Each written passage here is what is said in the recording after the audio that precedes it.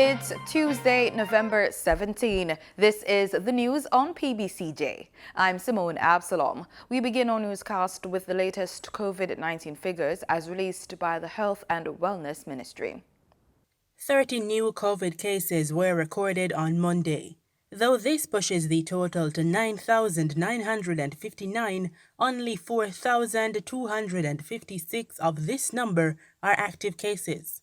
The parish breakdown is as follows: 7 cases in Hanover, 1 in Manchester as well as St. Elizabeth, 4 in St. Catherine, 8 in St. James, 6 in Trelawney and 3 in Westmoreland. 8 recoveries were also reported over the past 24 hours, bringing that total to 5,338. At this time, there are 81 persons hospitalized, of which 11 are moderately ill and 6 are critical. For the news on PBCJ, I'm Gabrielle Thompson. The island-wide nightly curfew will continue at 9 p.m. to 5 a.m. daily until December 1. According to a statement from the Office of the Prime Minister, OPM, all other protocols in place to limit public gatherings have been extended until November 30. The statement says public transportation by motor vehicle being limited to 1 person less than the maximum number of persons allowed to be carried under the relevant license will remain in effect until November 30, 2020. Public transportation operators will be allowed 1 hour before and 1 hour after the curfew to get to or from base to home. Churches are being reminded that gatherings in excess of 15 persons are not allowed outside the place of worship.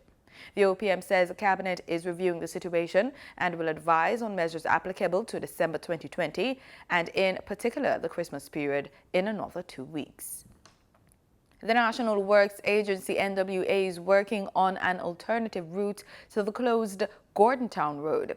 Communication manager at the NWA, Stephen Shaw, says the agency has identified a much shorter route through Savage Pen. Mr. Shaw says this road requires extensive work for it to be safe and usable by the motoring public, but it should be ready in about 3 weeks. The lull in rainfall has brought relief as communities island-wide affected by the recent heavy rains can clean up and effect repairs. However, in other cases, the rain have unearthed other problems. In the corporate area, there is a growing sense of alarm among residents of Harbour Drive due to the undermining of lands which threatens their homes. Our reporter Marlon Samuels has the details. Residents of Harbour Drive in Harbourview, Kingston, become fearful when the forecast is for rain. The greater the intensity and duration of the rainstorm, the greater the fear. The land at the back of their homes is being undermined by runoff from the rains. The perimeter wall, I have great concern because at any time it can go because it's grossly undermined. There is no earth there to keep it. It's just hanging on the brink. The erosion is noticeable. Large quantities of topsoil and subsoil have been lost. Entire walls have fallen. Others are on the verge of collapse. The erosion has reportedly contributed to cracking of walls and floors inside homes. According to residents, the problem started after plans to build a gully at the back of their premises to facilitate runoffs was abandoned. The partial gully is now home to stagnant water and piles of garbage. Residents have adopted innovative measures to try and reduce the damage caused by foundation movement as a result of the erosion taking place. They are appealing to the relevant authorities to put corrective measures in place, as well as properly design, construct, and complete the gully. I have been appealing to the relevant authorities for over some 5 years now to see what can be done. And it has reached a stage now where we need immediate attention. Because without that immediate attention, any game can play. And that game would not be in my favor unless it's fixed, they're going to come and fix it. For the news on PBCJ, I'm Marlon Samuels. Members of Parliament are expected to pass the Dog Liability for Attacks Act inside Gordon House this afternoon. The legislation, being piloted by Justice Minister Delroy Chuck, aims to give more teeth to laws that hold dog owners accountable for dog attacks. The legislation is being pushed through even as the country comes to terms with news of another dog attack. The victim this time is a 5-year-old boy in St. Anne, who is now left with grievous injuries. Little Michael Allen is recovering in hospital after being attacked by a pack of dogs on the weekend. He was bitten all over his body. The attack will no doubt be a point of discussion in Parliament as members debate elements of the Dog Liability for Attacks Act. Minister of Justice Delroy Chuck tabled the act on July 21. However, members on both sides of the aisle, while agreeing that it's needed, have raised concerns about certain terms used in the document. Minister Chuck explained in a recent JIS think tank session. And there are just one or two words that they have concerns with. What is the meaning of attack? Now, we have defined attack as where it causes injury or the dog attempts to bite or to injure the person. Not only, we can even put words where there's a reasonable apprehension of injury. And at this moment, and before the act is finally passed, we're trying to determine what is the right phrase to use to define attack. Where we're concerned is this legislation is not meant to punish dog owners, but is meant to urge dog owners to ensure that your private space is well secured. Because too often you drive around communities and you see dogs running up and down the road. You have people who take walks in the morning, who take walks in the evening, are being chased by dogs that are supposed to be contained in the householder's private space. But these dogs, from they see persons on the road, they jump the fence or go through holes in the fence. And we're saying that when that occurs, the dog owner will be responsible. There are also concerns about the tough penalties for certain grievances established in the Act. Under the Act, dog owners could be fined between $500,000 to $3 million or sentenced to up to 15 years in prison. No, there are dog owners who walk their dogs, who say that this legislation is frightening because if the dog escaped from there. Then I said, well, if you take the errand, you walk with 6 dogs and hold them, and then one of them, get loose and bite someone, whose fault is it? Why should the victim suffer? Because you have taken on yourself not to be in a position to control your dog that you're walking on the street. So the main consideration is that the citizens of this country who have a right to walk in a public space, if dog owners cause their dog to bite anyone in the public space, they will be liable. Now, the criminal liability will not be recorded. So it's not like, most criminal offenses where you get a criminal record. So for most dog bites, it will be a fine, or if you fail to pay the fine, yes, a term of imprisonment. Only if the matter is a serious one in which death occurs. So there are cases where, and I say it occurs very often, but the dog owner can do something, seeing the dog attacking the person, or maybe even encourage the dog to attack the person, and the person suffers death. Then, and it goes to the Supreme Court, then the likelihood is that it could be a term of imprisonment because you have weaponized the dog. And in those cases, you may well suffer. It might be manslaughter, and it could be a term of imprisonment, and there would be a criminal record. The legislation establishes that the owner of a dog has a duty to ensure that at all times, while the dog is in a public place, the dog is kept under control. The dog should be fitted with a muzzle that prevents individuals from being bitten. The World Health Organization, WHO, is stepping up efforts in the fight against cervical cancer. All 194 member countries have agreed to a plan aimed at eliminating that type of cancer. According to the WHO, if the disease is not addressed, the number of global cases could jump from 570,000 in 2018 to 700,000 by 2030, and the number of deaths could increase from 311,000 to 400,000.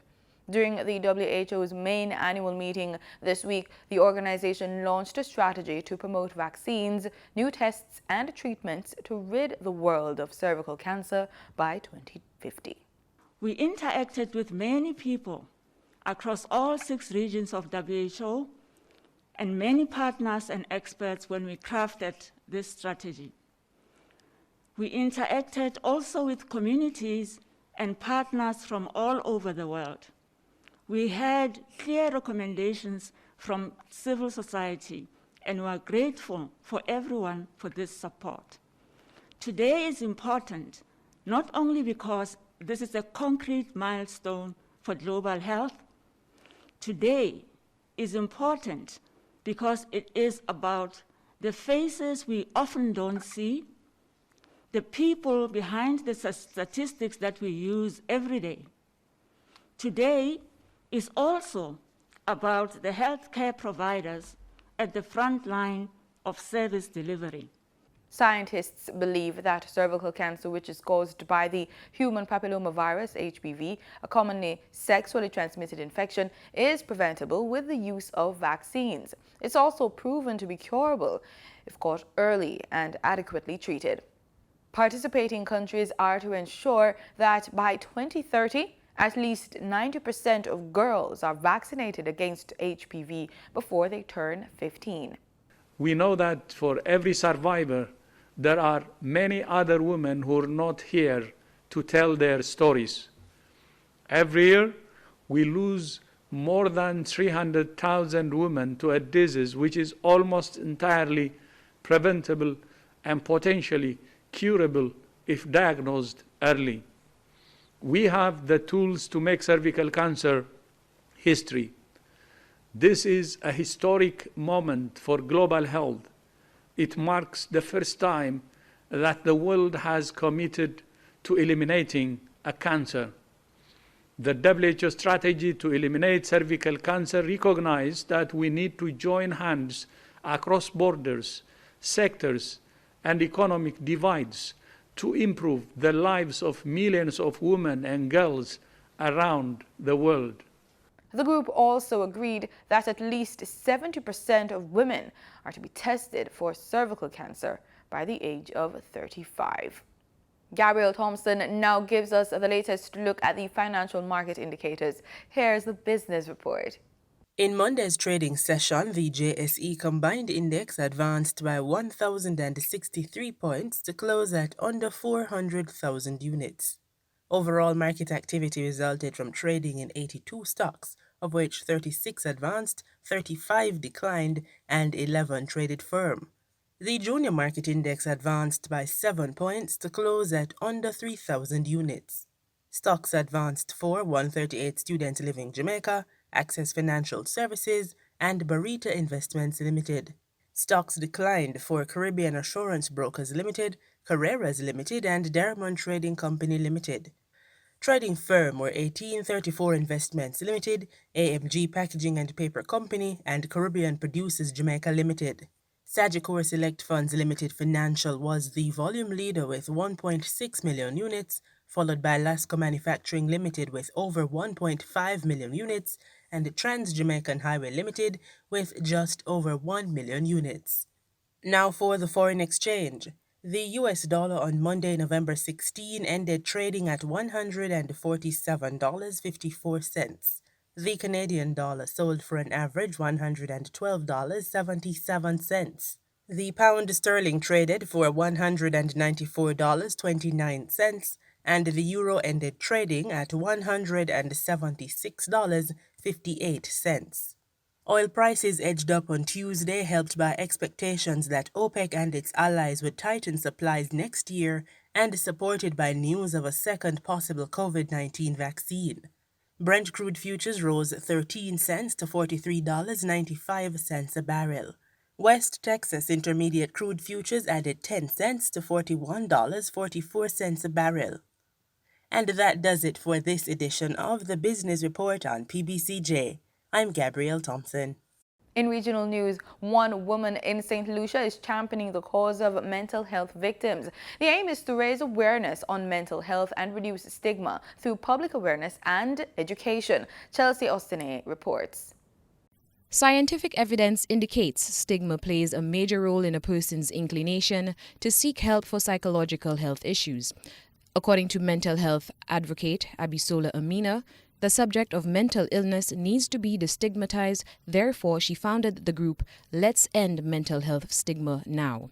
My role now is to educate the public about mental health, the stigmas that the people that are suffering from mental health go through on a daily basis. So this is a very important right now, especially with the state of the global economy, with the state of the pandemic. Everybody is suffering.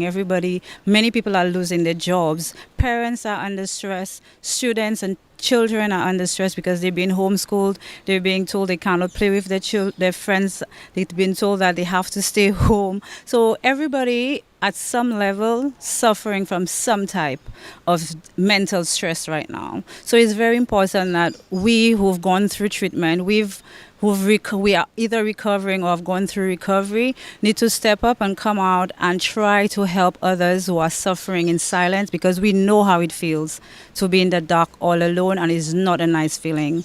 The mental health advocate said that she believes there's a need for more mental health support groups here in St. Lucia. We reached out to various people in the leaders and people within the community, and I was told that there was such a group before, but because of people's lack of trust and confidentiality within those groups, living in a small society with endless stigma, people don't feel comfortable in going into a group setting and speak about the innermost darkness that they're facing. On November 6, 2020, a new survey conducted by the Pan-American Health Organization, PAHO, and the World Health Organization, WHO, shows that countries around the world who are falling short in the implementation of mental health services at a time when mental health support is paramount given the COVID-19 pandemic. Here in St. Lucia, there remains a notable shortage of community-based services, no mental health law, and a pervasive community stigma regarding those with mental health problems. Chelsea Ostine, MBC Prime. The government of Trinidad and Tobago has announced plans to revitalize the city of Port of Spain. The project will be undertaken by the Urban Development Corporation of Trinidad and Tobago in conjunction with the Ministry of Planning and Development. The plans were announced by Prime Minister Dr. Keith Rowley, who said Port of Spain has suffered from urban decay for a long time. Crystal Wilson reports. A number of landmarks in the capital city are earmarked to receive a major facelift. Delivering the feature address during the Spotlight on Urban Development, Prime Minister Dr. Keith Rowley said now that government has completed its major restoration projects such as President's House, Whitehall and the Red House, the time was ripe to give Port of Spain the attention it deserves. He said Port of Spain has suffered for a long time from urban decay. This condition has manifested itself in a myriad of challenges, such as reduced private sector investment, depopulation, abandonment and decrepit infrastructure, unemployment, destitution, and high levels of crime. Government has identified 6 main areas of focus. They include Memorial Plaza development, the Salvatore site development, the Piccadilly Street development, which is already before Cabinet for approval, the Power Gen site development at Ryson Road, Citygate development, and the Foreshore Green Park project. The objective of this spotlight on urban development today is to engage active dialogue with all major stakeholders, which include government departments, merchants and business leaders, business chambers, academia, NGOs, and most importantly, the resident and visitor population.